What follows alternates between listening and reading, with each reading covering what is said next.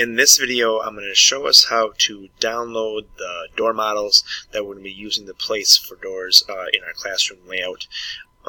They're coming in, or going to be coming in as things called components, very similar to what you worked in last year when you made your CO2 car models.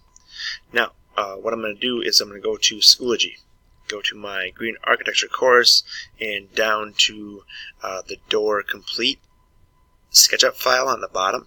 You want to select it, which is going to open up a page but have nothing in it, and then download one more time. You should see it download in your Chrome. After you download it in your Chrome, it should be in your downloads folder on your device, and from there we're going to go back into our SketchUp model, and what we're going to do is do a folder, the file menu, and we're going to come in and do an insert from computer. Yours looks a little different here right now, but over here you'll see a thing called downloads is one of the headings. You want to go to your downloads and then find your door complete 6-inch.